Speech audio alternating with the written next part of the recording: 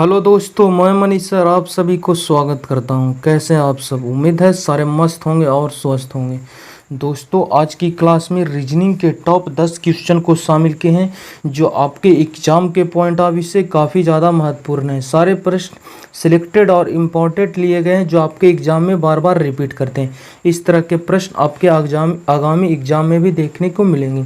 तो video pause कर आप प्रत्येक क्वेश्चन को ट्राई जरूर कीजिएगा। आप किसी भी गवर्नमेंट एग्जाम की तैयारी करते हैं, चाहे आप एसएससी के एस्पिरेंट हो या फिर banking, railway, defence, CTET, UPTET, इसके अलावा फिर आप अदर स्टेट एग्जाम की तैयारी करते हैं, तो वीडियो आपके लिए काफ़ी ज़्यादा यूजफुल होने वाला। क्वेश्चन नंबर फर्स्ट का आप सब राइट आंसर क्या होगा कॉमेंट कीजिए। प्रश्न आपसे दिया गया कि घंटा और सेकंड में जो संबंध है बताइए कि तृतीयक के साथ यहाँ कौन सा ऑप्शन भरा जाएगा, साधारण या फिर द्वितीयक या प्राथमिक या फिर मध्यावर्ती। कमेंट कीजिए। आपको पता होगा कि घंटे के सबसे छोटे हिस्से, घंटा का सबसे छोटा हिस्सा सेकंड होता है, ठीक है। उसी प्रकार तृतीयक के सबसे छोटा हिस्सा क्या हो सकता है, प्राथमिक। Option number C correct answer हो जाएगा, ठीक है। सिर्फ आपको तरीका सही लगाना कि जो संबंध इन दोनों में है वही संबंध के साथ इसका आपका राइट आंसर देना था, ठीक है। नेक्स्ट क्वेश्चन नंबर सेकंड देखिए, ये प्रश्न भी वही है, ये सिर्फ लेटर के बेस पे आ गया। इन दोनों में जो संबंध है बताइए कि इसके साथ कौन सा ऑप्शन भरा जाएगा। 4 ऑप्शन आपके सामने दिया गया, कमेंट कीजिए राइट आंसर क्या होगा, आप इजीली बना पाएंगे, ठीक है। सबसे पहले देख पा रहे हैं आपको कि यहाँ ए बी सी, यहाँ बटा में एफ है, ठीक है। फिर ए से यहाँ स्टार्ट था पार्ट, वो बी से स्टार्ट हुआ यहाँ पे, ठीक है। उसके बाद यहाँ सी है, तो इसका मतलब यहाँ जो भी पार्ट आएगा वो डी से स्टार्ट होगा क्योंकि ए वाले पार्ट बी से स्टार्ट हुआ, ठीक है।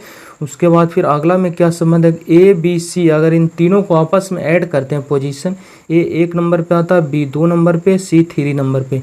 अगर इन तीनों के आपस में ऐड करते हैं तो 1 2 3 कितना होते हैं, 6, और 6 का मतलब होता है एफ, 6 नंबर पे आता है एफ। इसका मतलब तीनों लेटर के पोजीशन का सम 6 होता है, बटा में 6 लिख दिया गया है, ठीक है।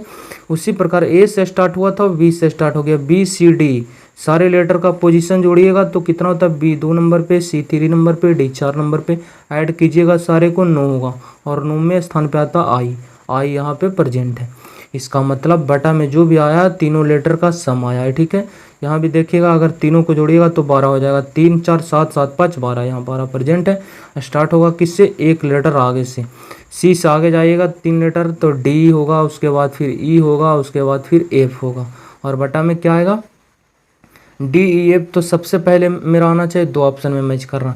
सम करने जाइएगा तो देखिएगा 4 और 6 कितना हो गया आपका, 10, 10 और 5 15, बटा में 15 के लिए आएगा ओ आएगा डी ई एफ, बटा में ओ। ऑप्शन नंबर 1 करेक्ट आंसर हो जाएगा इस प्रश्न का राइट आंसर, ठीक है।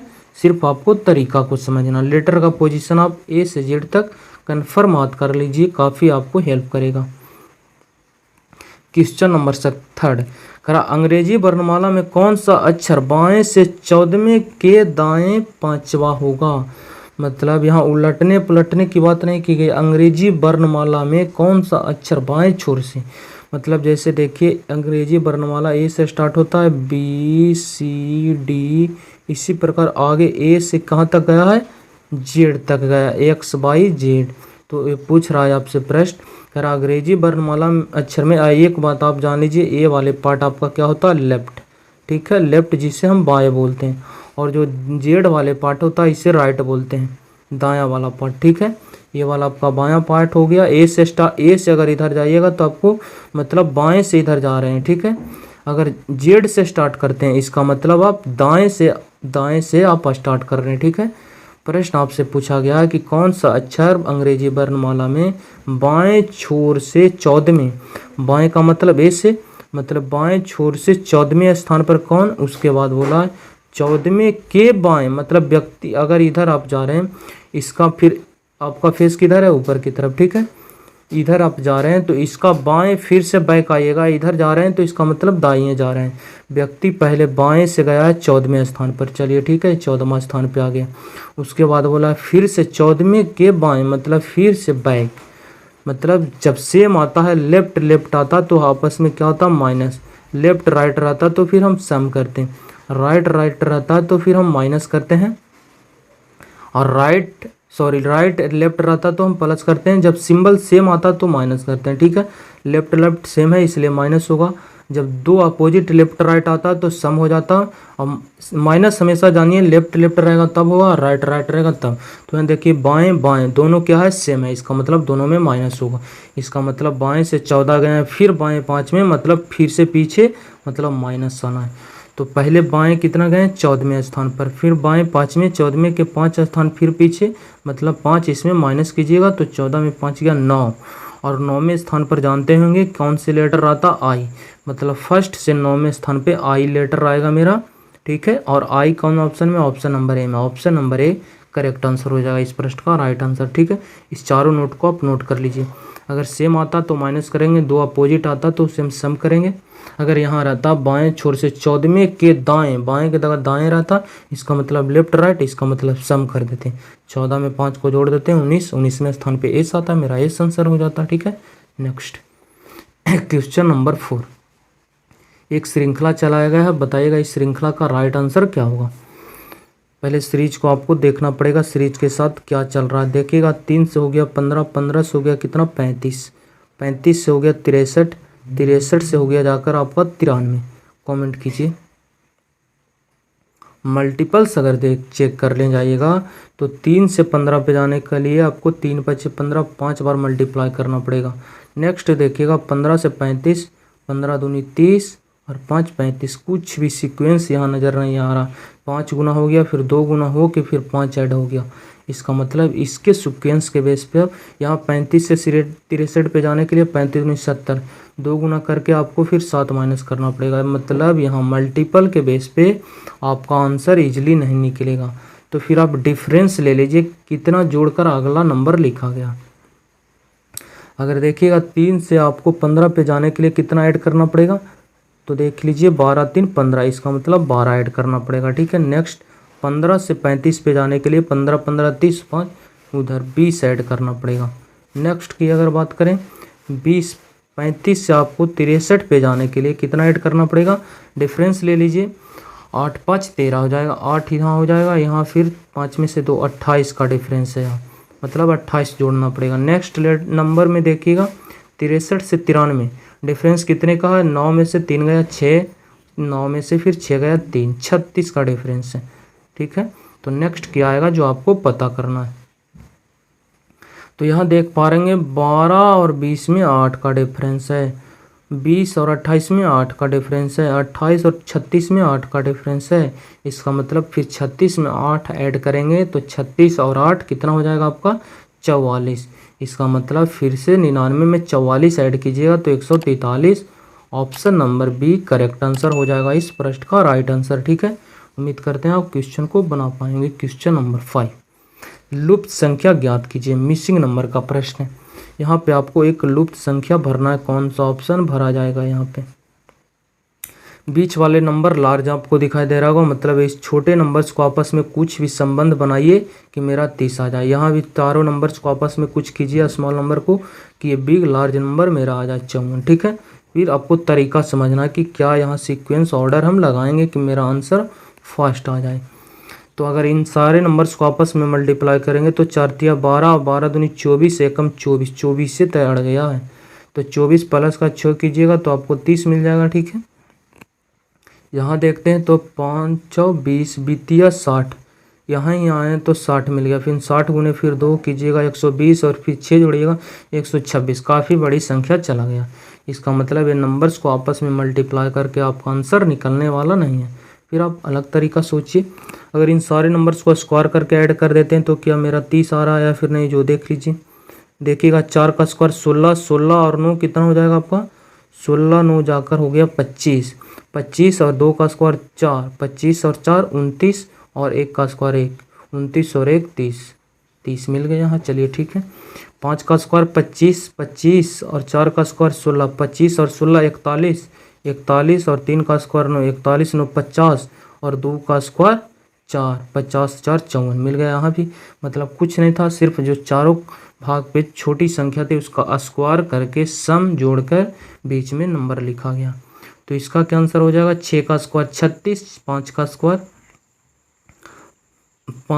25 और 36 और 25 जोड़ लीजिए कितना मिलेगा 36 और 5 जाकर आपका हो गया कितना 41, 41 से कम 61, 61 और 4 का स्क्वायर 16। 61 पहले 9 को ऐड कर दीजिए, 3 का स्क्वायर 9, 61 9 70 और 70 और 16, 70 16 86। Option number C correct answer हो जाएगा इस प्रश्न का राइट आंसर। ठीक है, चारों नंबर्स का स्क्वायर करके ऐड किए 86। क्वेश्चन नंबर 6, यदि बी को 2 लिखा गया, चलिए ठीक है, बी तो 2 नंबर पे आता है, 2 लिखा गया। उसके बाद एम ए टी को कितना लिखा गया है, 34 लिखा गया है। तो एम ए टी को 34 किस प्रकार लिखा जाएगा, एम कितने नंबर पे आता है, 13 नंबर पे। उसके बाद ए 1 नंबर पे आता है, टी 20 20 नंबर पे। तो देख पा रहे हैं अगर तीनों लेटर को आपस में ऐड कर देते हैं तो आपको 34 मिल जाएगा। कुछ नहीं था, सिर्फ लेटर का पोजीशन ऐड करके ये संख्या लिखे गए थे। यहाँ भी बी दूसरे नंबर पे आता है, 2 लिख दिया।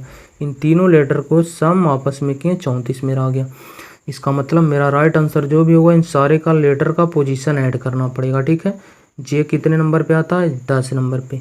ओ कितने नंबर पे आता है, 15 नंबर पे। जी कितने नंबर पे आता है, 7। एल 12वें स्थान पे। ई 5 नंबर पे। एक्स 24 नंबर पे। ऐड कर दीजिए, यूनिट डिजिट से यहाँ आंसर आ जाएगा। यूनिट डिजिट यहाँ 0 है, यहाँ 1 है, यहाँ 3 है, यहाँ 2, 4। चारों ऑप्शन का डिफरेंस है, आपका यूनिट डिजिट से आंसर आ जाएगा। देख लीजिए, 5 4 9 2 11 11 18 18 और 5 कितना हो जाएगा, 18 और 5 23। इसका मतलब यूनिट डिजिट मेरा 3 देगा, और 3 देगा, इसका मतलब 3 सिर्फ एक ऑप्शन में, option number D correct answer हो जाएगा इस प्रश्न का राइट आंसर। ठीक है, नेक्स्ट क्वेश्चन की तरफ बढ़ें। सम कर लीजिएगा, आपका 73 कन्फर्म है कि आएगा ही आएगा। क्वेश्चन नंबर 7, करा दिए गए चित्र में ए बी सी डी एक वर्ग है, इसमें कितने वर्गों की संख्या बताइए।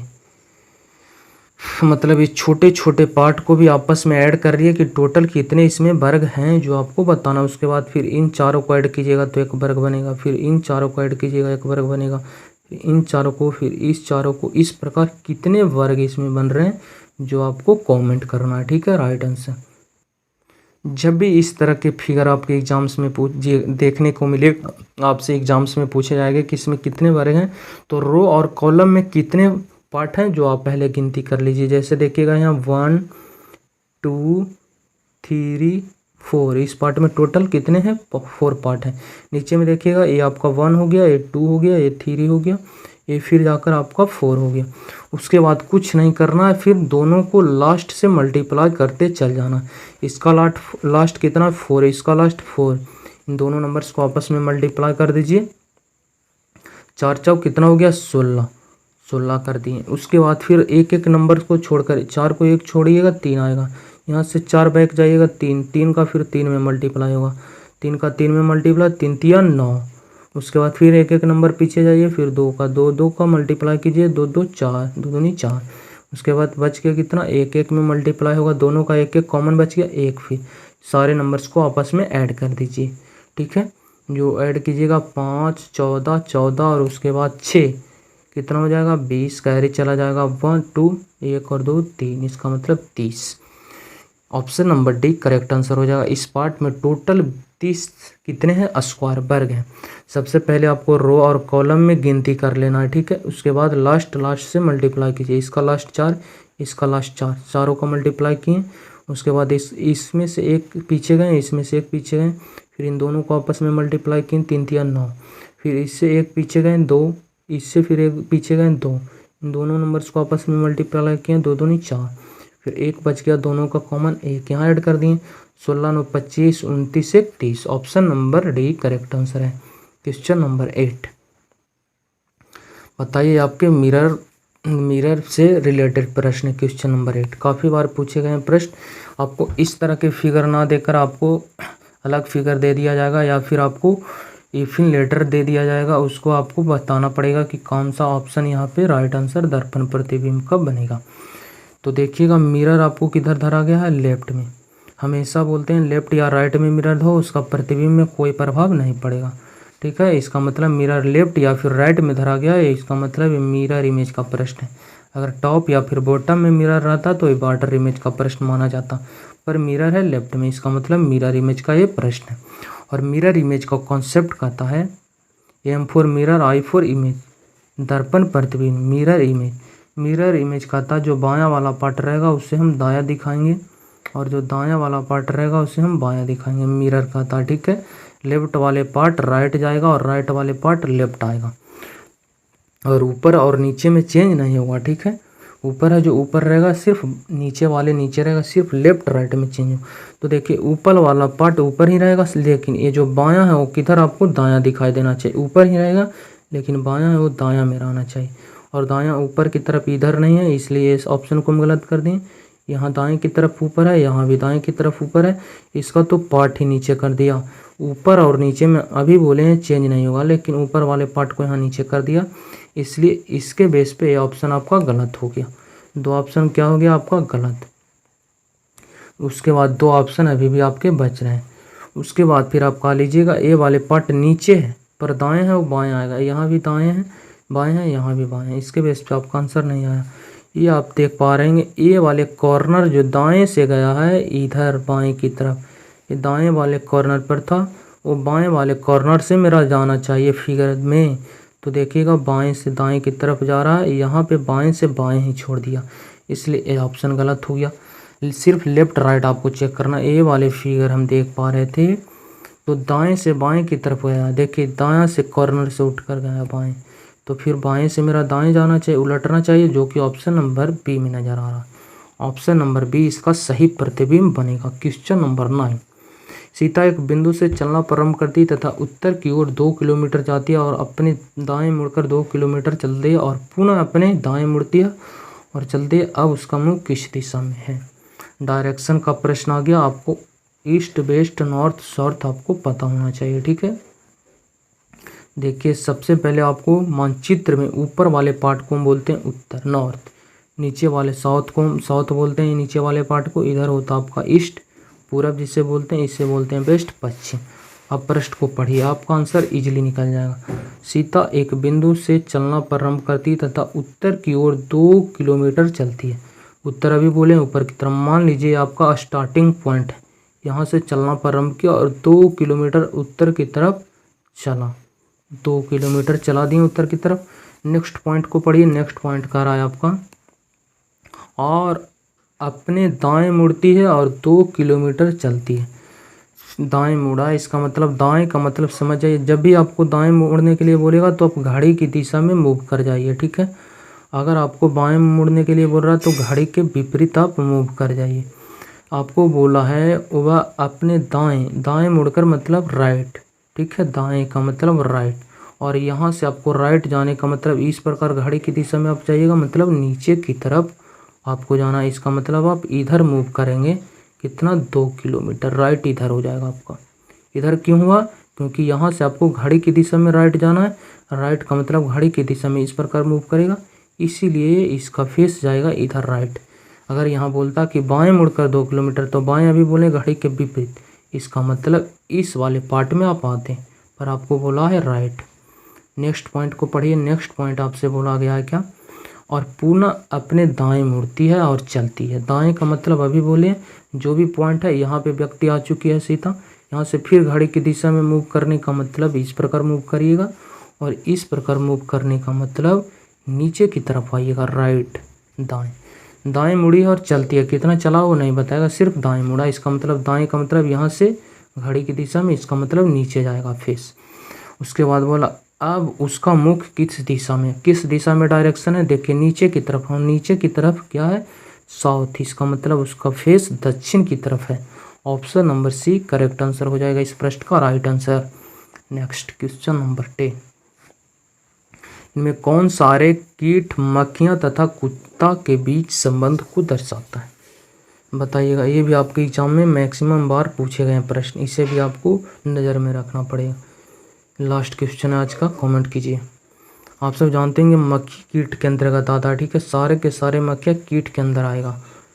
जितने भी मक्खी हैं क्या हैं, कीट हैं, ये आपका क्या हो जाएगा, मक्खियाँ हो जाएगा, ठीक है, ये मक्खी हो जाएगा, ये आपका बाहर वाला पार्ट कीट हो जाएगा। और कुत्ता जानते होंगे ये जानवर है, इसका मतलब इसका एक अलग डायग्राम बनेगा, ये आपका कुत्ता हो जाएगा। इस प्रकार इसका सही आरेख बनेगा। देखिए ये आपका हो जाएगा बाहर वाले कीट, ये हो जाएगा आपका मक्खी, सारे के सारे मक्खी कीट के अंतर्गत आ गए, ये आपका डाउ हो गया। ऑप्शन नंबर बी का सही डायग्राम बनाएगा। Option number B correct answer हो जाएगा। आप कमेंट कीजिए कि टोटल 10 क्वेश्चन में से आपका स्कोर कितना रहा। अगर वीडियो अच्छा लगता हो तो चैनल को सब्सक्राइब कर हमारे साथ जुड़ सकते हैं। मिलते हैं नेक्स्ट वीडियो में, जब तक के लिए बाय, टेक केयर।